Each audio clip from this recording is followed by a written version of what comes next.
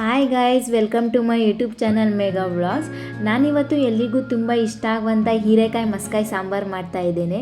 ಇದನ್ನು ನಾವು ಹೇಗೆ ಬೇಕಾದರೂ ತಿನ್ಬೋದು. ಬೇಕಾದರೆ ನಾವು ಚಪಾತಿ, ರೋಟಿ, ಪರಾಟ ಜೊತೆನಾದರೂ ತಿನ್ಬೋದು ಅಥವಾ ರೈಸ್ ಜೊತೆನಾದರೂ ತಿನ್ಬೋದು. ಎಲ್ಲದಕ್ಕೂ ಕೂಡ ತುಂಬ ರುಚಿಯಾಗಿರುತ್ತೆ ಇದನ್ನು ಹೇಗೆ ಮಾಡೋದ ಅಂತ ನೋಡೋಣ ಬನ್ನಿ. ಫಸ್ಟ್ ನಾನಿಲ್ಲಿ ಅರ್ಧ ಕೆ.ಜಿಯಷ್ಟು ಹೀರೆಕಾಯಿ ಕಟ್ ಮಾಡಿ ಇಟ್ಕೊಂಡಿದ್ದೀನಿ.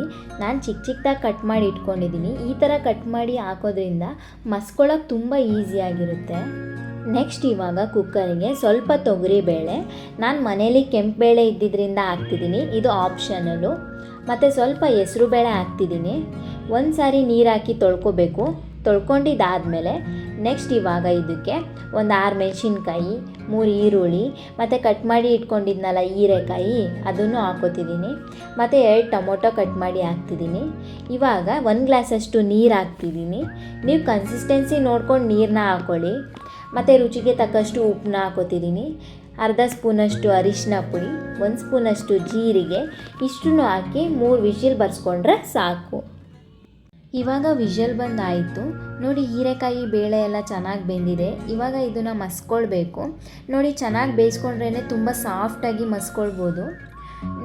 ನಿಮ್ಮ ಹತ್ರ ಸ್ಮ್ಯಾಶರ್ ಏನಾದರೂ ಇಲ್ಲ ಅಂದರೆ ಮಿಕ್ಸರ್ ಜಾರ್ನಲ್ಲಿ ಹಾಕಿ 1 ರೌಂಡ್ ಗ್ರೈಂಡ್ ಮಾಡಿಕೊಂಡ್ರೆ ಆಯಿತು ನೋಡಿ. ಇವಾಗ ಮಸ್ಕೊಂಡಾಯಿತು.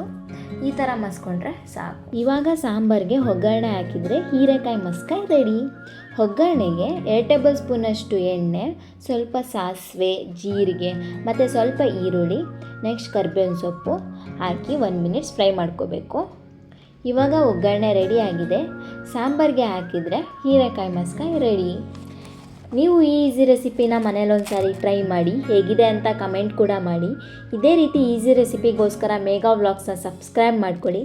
ನಿಮಗೆಲ್ಲ ಈ ವಿಡಿಯೋ ಇಷ್ಟ ಆದಲ್ಲಿ ಲೈಕ್ ಮಾಡಿ, ಶೇರ್ ಮಾಡಿ, ಕಮೆಂಟ್ ಮಾಡಿ, ಸಬ್ಸ್ಕ್ರೈಬ್ ಮಾಡ್ಕೊಳ್ಳೋದನ್ನ ಮರಿಬೇಡಿ. Thank you.